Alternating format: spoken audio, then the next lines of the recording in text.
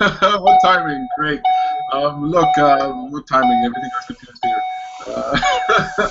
Well, my name is Peter Hartman. You're watching The Appreciationist. Thank you for joining us. I'm Peter Hartman. I'm Samantha Barley. I am Valerie, if you can hear me. We can hear you, Valerie. You came in just in time. Perfect. Excellent. We're going to have a fun show. I'm not sure I'm going to stay long, though. I'm sorry. No worries, no worries. We're going to have a fun show here tonight.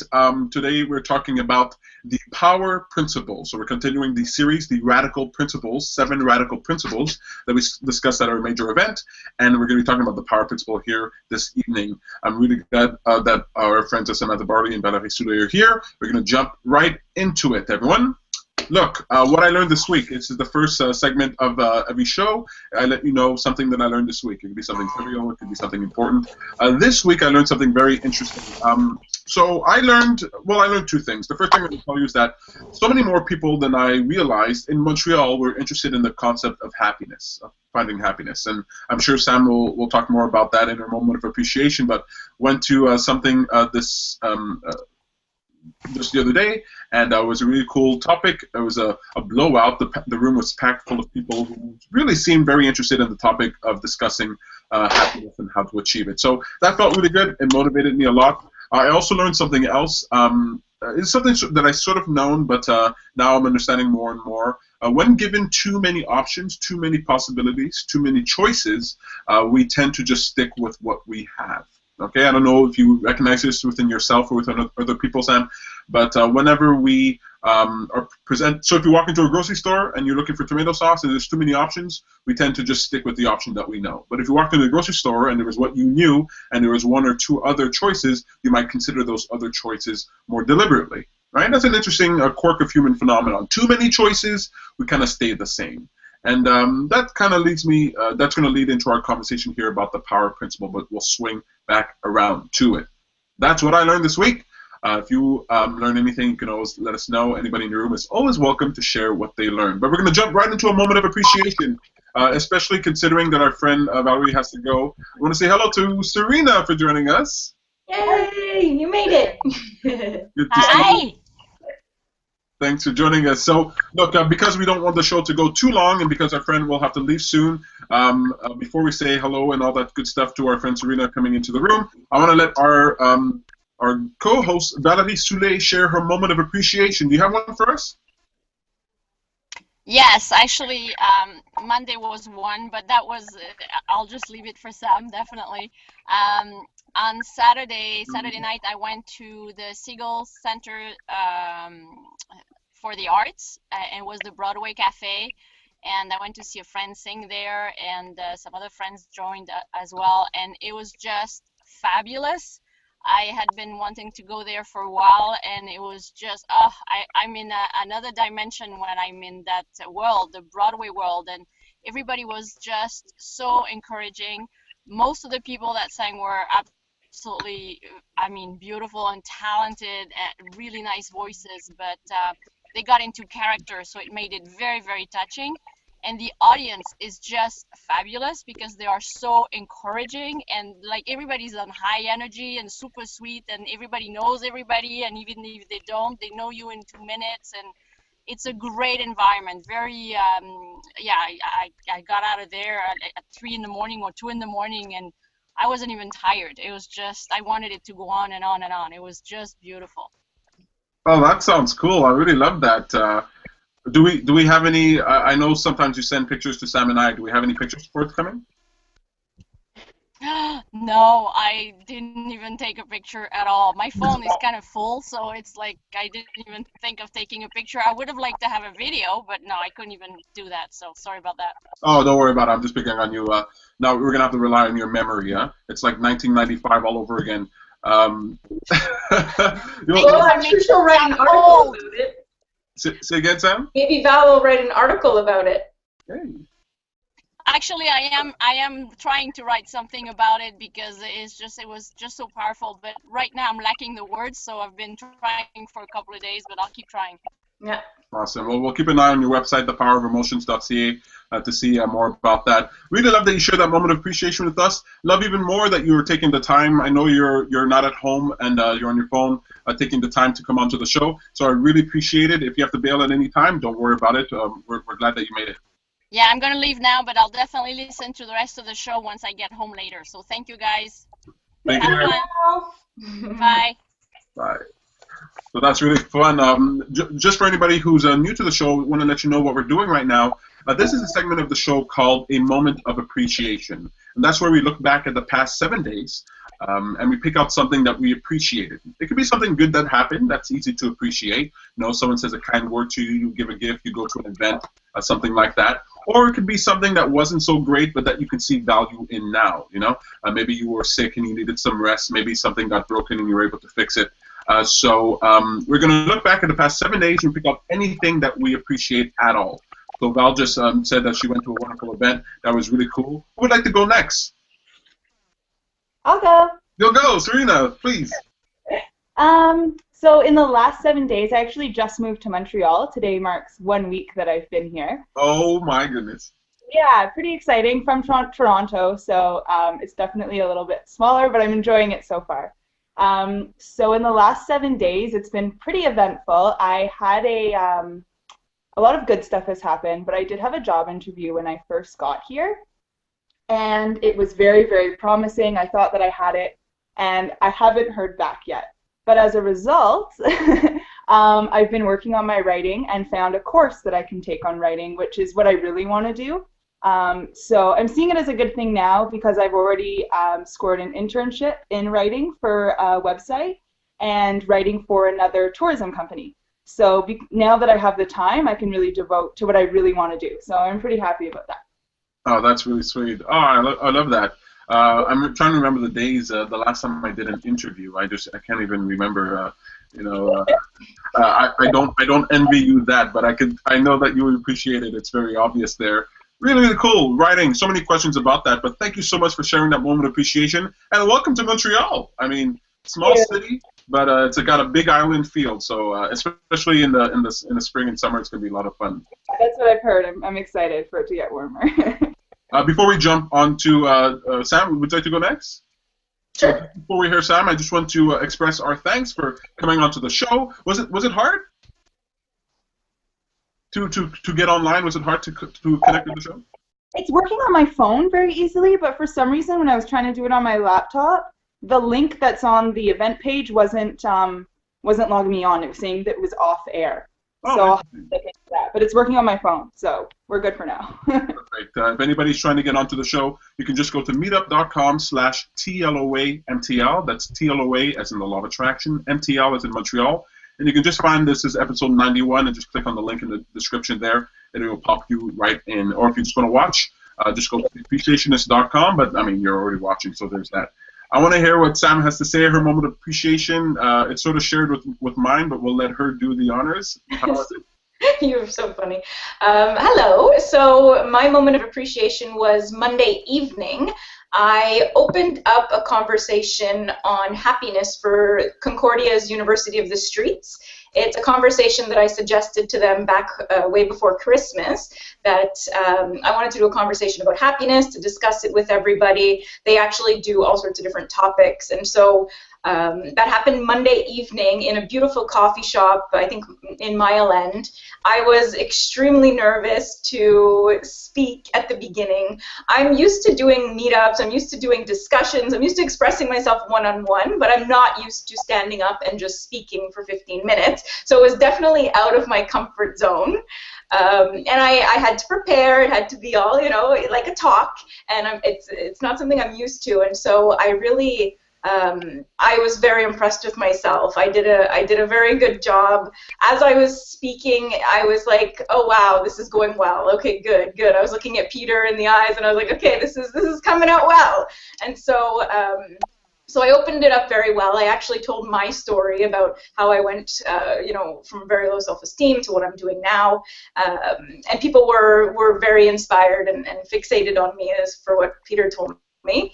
And then the conversation was wonderful. It was really nice to be around a different group of people. It wasn't just the meetup members. Some of them came, which was spectacular. They came to support me, and it was just a bunch of different people who wanted to talk about happiness, how to stay happy, what are the benefits of it, what makes us happy. And so it was 2 hours of just lovely conversations, and everybody left feeling a little bit more inspired. And so I'm pleased that I helped organize it, and that I was able to express myself, and that I pushed myself further than I'm used to. And so it just gives me the courage to want to do more things and try new things, even though it can be terrifying.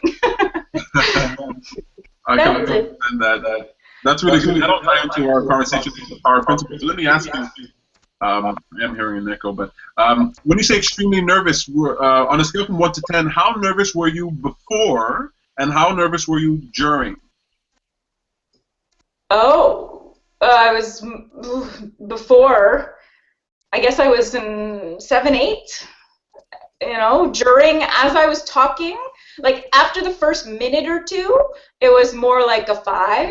You know, like I get into the zone, it seems. I didn't know that about myself, but this is my second talk, and I get into this mode where I'm just able to do it. I talk from experience, so it's easier, you know. Yeah. Excellent. Well, good. Excellent. Well, thank you both for sharing your moments of appreciation. I was at the event. I was very proud of Sam. She did a very, very good job. You know, 15 minutes is not a short amount of time to stand up in front of a crowd of people and speak, and you did it with grace, voice, and intellect. So that's really, really good. And we got to hear more about you, more about your story. That was very good. I went out to see my brother perform stand-up comedy. That was a lot of fun. We had a friend come out, Valerie came out, another Val, and so it was really good. I'm hearing an echo. How distracting? I'm not hearing an echo. Okay, good. Okay, so it's just me. I don't hear Serena right now, though. Maybe she... I don't hear you, Serena. Say something. Hello, hello. Oh, okay. Okay. Do you hear an echo, Serena? Yes, it sounds like talking from heaven. Okay, so I'll... It's just the connection. So what we're going to do, what you might see, Serena, is that we put you or someone else on mute. And if you want to speak, just unmute yourself, and that way you won't have a problem. So sometimes that happens.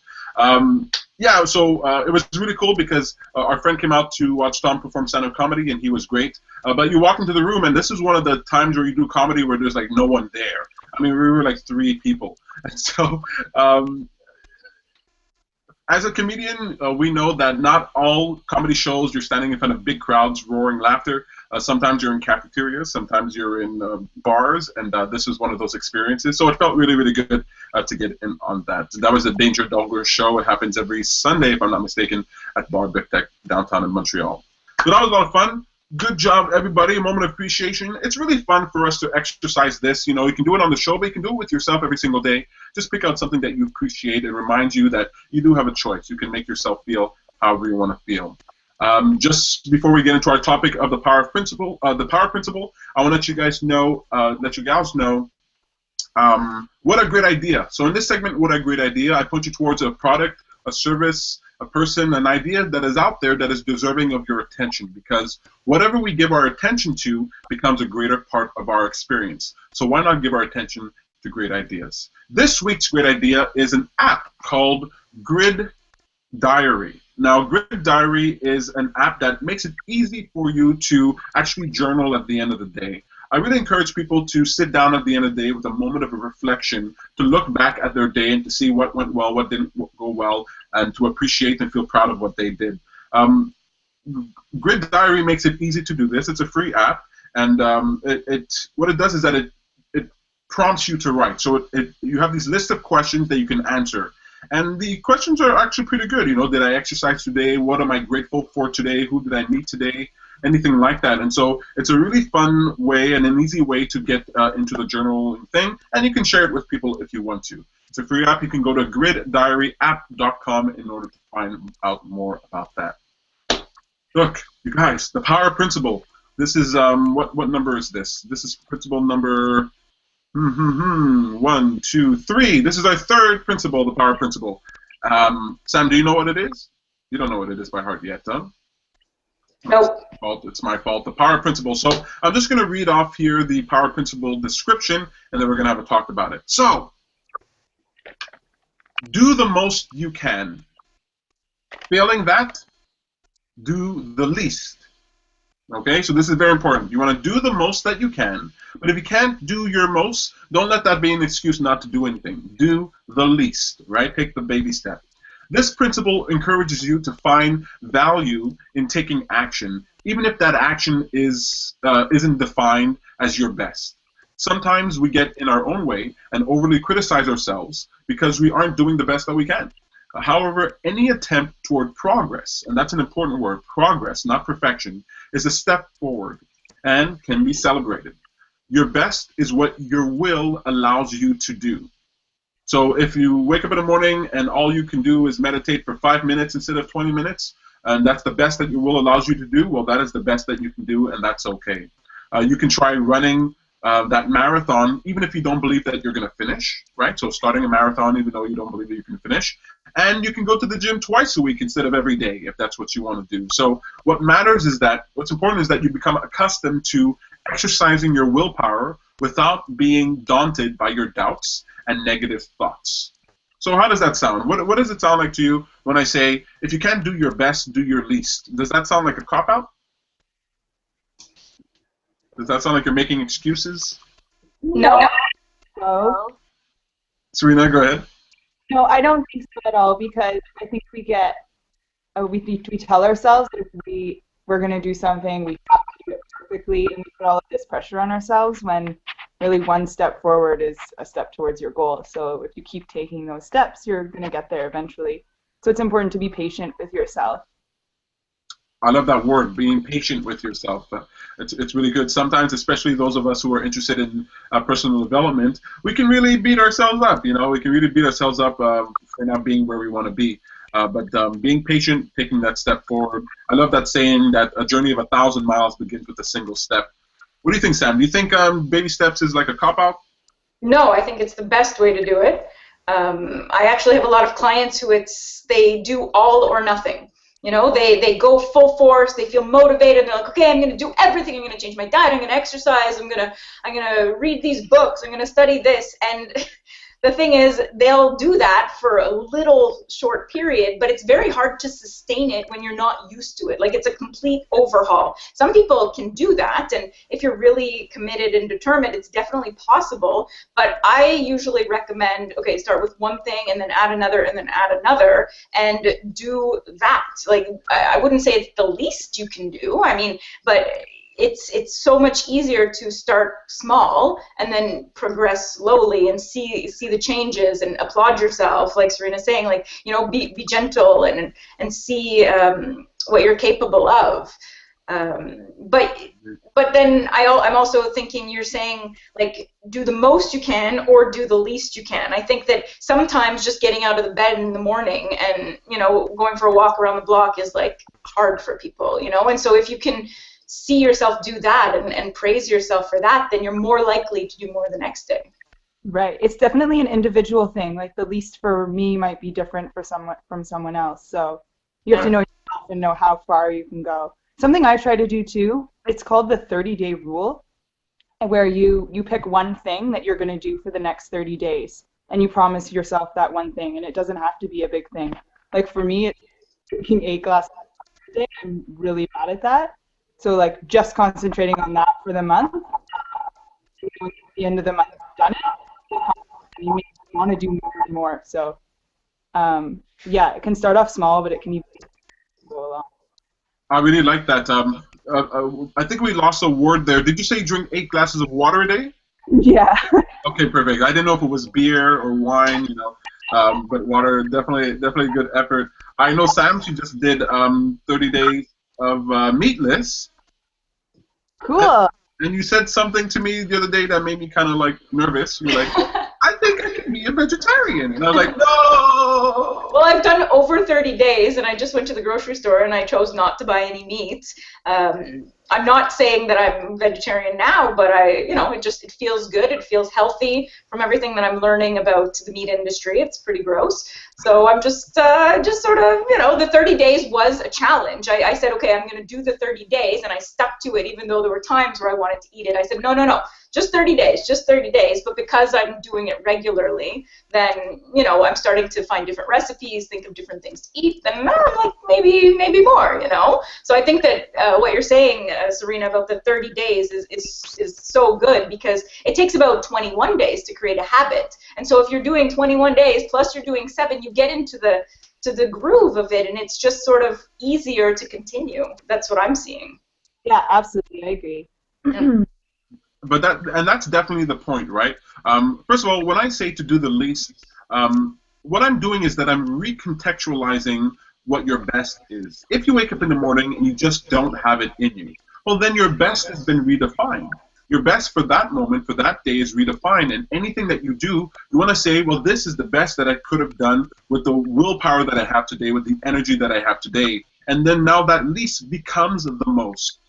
So in so doing, every day you can do the most that you can. I think we set a standard for ourselves for what the best thing is, and I want people to start thinking of the best as being relative, just like everything else. There isn't some absolute standard to live by. It's whatever you can do that day. And so instead of waking up in the morning and then feeling despair and then feeling bad because you're not meeting this high standard, you want to recognize that there is no such thing as a standard except the one that you set in that moment. And this is what it does, like what Sam says.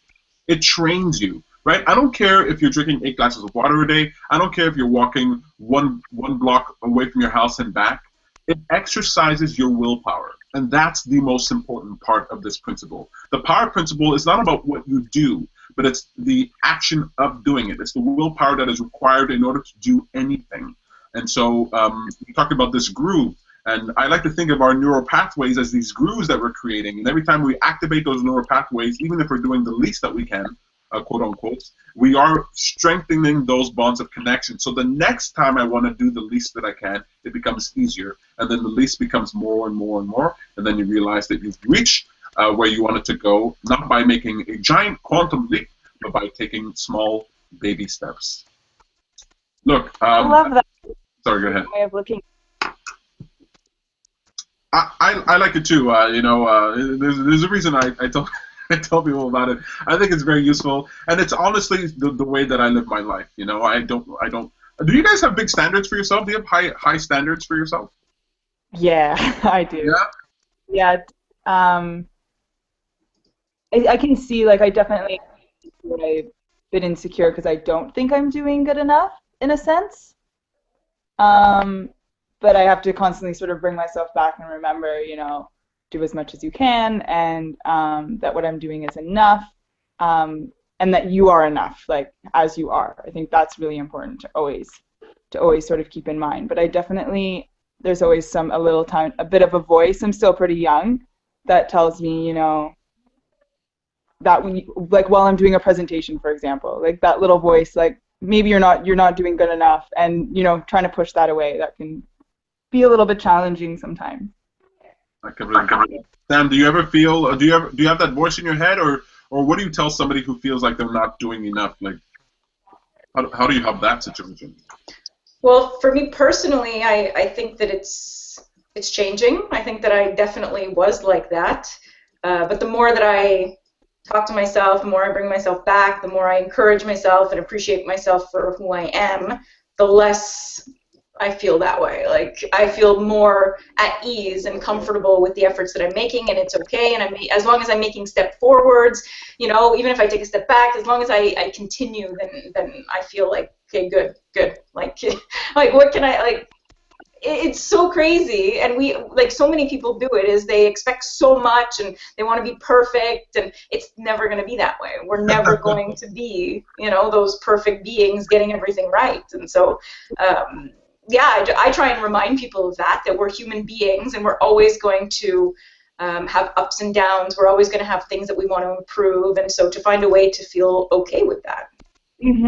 Yeah, I definitely know it in theory, and I know it most of the time. Yeah. But if I'm being completely honest, there's definitely moments where it's something that I'm not completely confident in.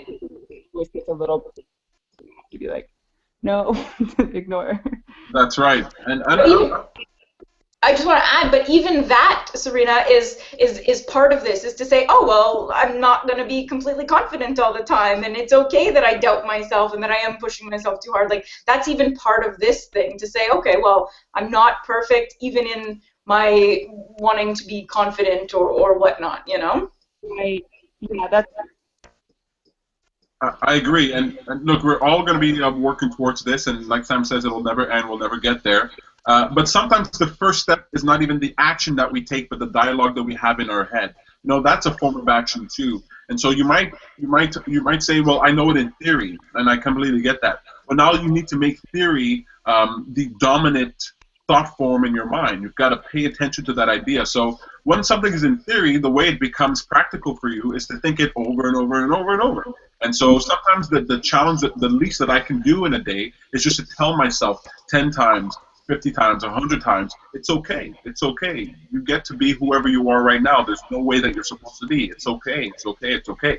Sometimes during a presentation, during the work that I have to do, I have to remind myself, it's okay, it's okay, it's okay. And so if you or me or anyone is at the level of not the action part that's stopping us, but the thought part that's stopping us, then we can use the internal dialogue as the excuse to do something. And you can do that in your head. Look, if you've ever been bored traveling to work or school, if you've ever been stuck in line anywhere, if you're ever waiting for anything, that's a perfect time for you to tell yourself, hey, I'm good, it's okay, I'm good, it's okay, nothing's going wrong here, there's no way I'm supposed to be. Instead of waiting for those flare-ups where you feel anxiety or doubt or bad about yourself, do it when you're falling asleep, do it when you're waking up and eating breakfast, do it when it doesn't matter, and that will train you, right? That'll train your habits. absolutely. I'm sorry, go ahead. I think I missed the last thing you said, Serena. Just saying, like, also, like, during mundane activities, like, do it during that time. Like, if I'm brushing my teeth or making my coffee, like, yeah, talk instead of thinking of useless things. That's right, that's right. And just to end off here, it doesn't have to only be during mundane experiences. It can be during sex. I'm just putting it out there. During sex, you can say, it's okay, I don't have to be perfect, I can just do the best I can. Am I losing everybody here? Anyway, just trying to make you guys laugh. Wonderful conversation. Really appreciate everybody coming on, Serena, Val, and Samantha, for talking about the power principle. Just before I let you guys go, if you've watched the show a little while, you know I'm trying to change my phrase from saying you guys to you gals, because I think that's a little sexist. So you gals, just want to let you guys know. You gals know what's for dinner. It's our last segment. I want to know what's for dinner. What have you eaten in the last 7 days, or what are you about to eat tonight, if you haven't eaten yet, that you like, that was interesting to you? It doesn't have to be special, just has to be something that you enjoyed. What's for dinner? What's for dinner? Well, do you want to go first, or will I go first? I'm having burgers. I know Sam just made it sound gross, but, you know, I'm going to just destroy the planet a little bit and enjoy some burgers. Well, my sister and I went to Costco last week, so we have a copious amount of the same foods. So we've been eating bagels and pizza and salad for the last days. And then for dinner tonight, we finally went out and got food and made pasta with garlic bread. And it was so good. Just eat something different. Well, that's good. That sounds tasty. What about you, Sam? What's for dinner? We went for sushi yesterday. Was it yesterday? Yeah. Yeah. So that's my what's for dinner. We went for all-you-can-eat sushi and enjoyed it very much. Oh, that's cool. You know what? I want to change my moment of appreciation away from Sam's event to we watched Deadpool, which was hilarious. Yeah. Yeah. Anyway, I'm just teasing. You guys are awesome. Thank you so much. I want to let you guys know what's on our calendar coming up, just real quick, and then we'll say goodbye for the evening. Sam, do you have anything coming up? Yeah, I'll start with mine. So this is Self-Discovery Montreal Meetup Group. I have an event tomorrow night. It's called Putting Yourself First. This is group life coaching. So it talks about why you should put yourself first, the benefits of that. We talk about the different things, the different difficulties people may have in putting other people before themselves. So that's tomorrow. And then I planned an appreciation walk. I haven't done one since Christmas Eve. When it was like 15 degrees or something. I've been like really avoiding this weather because it's wet and stuff. So I'm just hoping on March 19th that this appreciation walk can happen, because it's definitely due. I'm missing the wonderful times that I have with people, and so that is March 19th. Oh, it's going to be fun. You're going to have big crowds this time around, I'm sure. On Sunday the 6th, That's this Sunday, The Law of Affection. It's going to be a community discussion with Elvira Alinzanova. So that's 12:30 p.m. And then on the 8th, which is Tuesday, there's going to be a French discussion with Valerie Soule, Voyage dans maintenant. So it's about bringing your future to now. Then, of course, I want to invite everybody to tune in next week, Wednesday at 7 p.m. for another exciting episode of The Appreciationist. Take care, everyone. Bye. Thanks for coming out, Serena. My pleasure. Guys, bye. Bye, everybody. I'm going to have to stop those risque comments at the end of the show, but it was really fun. Thank you, everybody, for the effort. Thank you, Valerie Soule, for taking the time and connecting with us en route. I want to let everybody know that we have an event coming up March 26th called Beloved. And what we will be doing is that for the next few shows, we're going to be giving away tickets to Beloved. So in order to know if you want a ticket, because it's not going to be posted anywhere else, you're going to have to watch the show every Wednesday, 7 p.m. to 7:30 p.m. We're only going to announce the winners during the show, so I encourage you to check it out and watch. Thank you, everybody. Bye.